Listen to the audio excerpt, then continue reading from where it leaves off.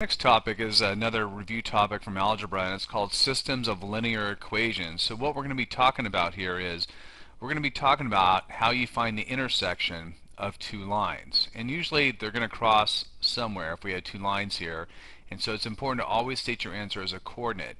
And that coordinate would be whatever x is, comma, y.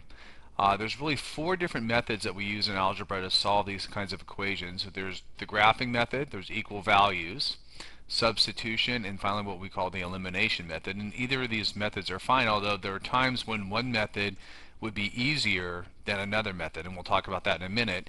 And then finally, before we actually do a couple examples here, we have the possibility that lines may not cross. Up here they cross, but it's possible you might have parallel lines, in which case there's no solution whatsoever.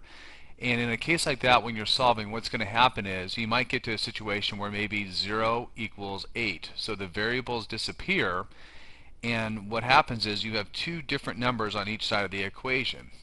So that's the no solution possibility. It happens sometimes. We also have the infinite number of solutions, and that would be where basically it's the same line. So here's line 1, here's line 2, they land on each other, and what will happen is the variables will also go away, but you might have something where 5 equals 5, so it's the same number on each side of the equation. So let's go ahead now and let's solve these two systems here. So this is system number 1.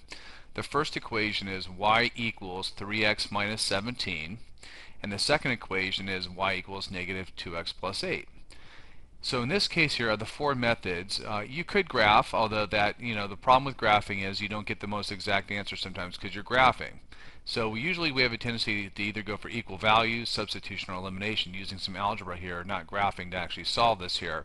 So in this case here, since in each equation they're both equal to y, what we can do is we can set each of these equal to each other. So in other words, we can say 3x minus 17 equals negative 2x plus 8. So we call this the equal values method here because these are both equal to y. Now once we've done that, we can go ahead and solve this equation. So let's go ahead and add 2x to both sides, and then let's go ahead and add 17 to both sides. So when we do this, we get 5x. X's disappear here, and 8 plus 17 is 25. And when we go ahead and divide by 5 here, we get x equals 5. Now it's really important to understand here that at this point you are not done. We know what x is, but we don't know what y is. So what you can do is you can take either equation, the top one or the bottom one here, and plug in x equals 5. So let's use the top equation here. So we have y equals 3x. Well, x is 5 now. We just determined that. So it'll be 3 times 5 minus 17. And 3 times 5 is 15. So we get y equals 15 minus 17, and then the answer would be negative 2. And what you can do now is, since y equals negative 2, we can go ahead and plug it in, check it in over here in the other equation. I'm just going to go ahead and check that right up here. So if that's true, is y is now negative 2, is negative 2 equal to negative 2 times 5 plus 8? And negative 2 therefore would equal negative 10 plus 8, and then negative 2 would equal negative 2. So basically what I'm trying to say here is your answer, 5, negative 2, will make both equations true. And we use one to find out what the y is, and then we can plug in the other to check to make sure that we're right. So what's our final answer? Our final answer is 5 comma negative 2. This is where they intersect. This is the point of intersection. So we're going to have two lines that cross, and where that crossing occurs, where the intersection occurs, is at 5, negative 2. Alright, so that is example number 1. And let's go ahead now. I'm going to draw a little line here. Let's go ahead and check out the other equation over here. Now in this case here, we don't have y equals and y equals, or in this case it looks like we have x equals, but it doesn't have x equals over here. So in this case here, the method that it's set up for right now is what we call the substitution method. Okay? Now how this works is, we know what x equals in terms of y. And in the second equation, what we're going to do is, everywhere we see an x, we are going to replace it with what x equals. So instead of writing 4x, we're going to write 4, and x is equal to 2y minus 5. So this is 4x plus 4y equals negative 8. And now what we've done is, by changing x into some sort of something to do with y here, what we've done is we've converted this equation so all we have is y's. So let's go ahead now and use the distributive property, multiply this out.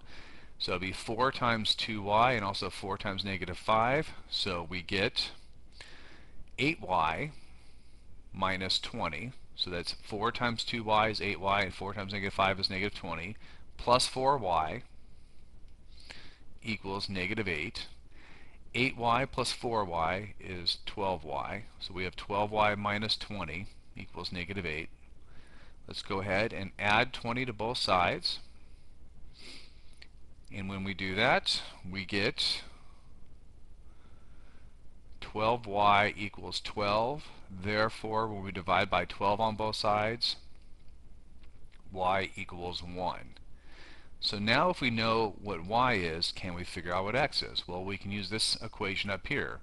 We know that x equals 2 times y. Y is equal to 1, so it'll be 2 times 1 minus 5. 2 times 1 is 2, and 2 minus 5 is negative 3. So that means our answer is going to be x comes first, so it'll be negative 3, comma 1. That will be the point of intersection right there. And we can also go back to the original equation of the bottom one, that is, and check to see if it makes that equation true. So it'll be 4 times x, so 4 times negative 3, I'll write that right up here, plus 4 times y, so plus 4 times 1 should equal negative 8. And so let's check it. 4 times negative 3 is negative 12. 4 times 1 is positive 4. That should equal negative 8. And negative 12 plus 4 is negative 8. So that makes the second equation true. So that's how we can check to see if our answer is correct. So that's what you need to know right now about how to solve with systems of equations.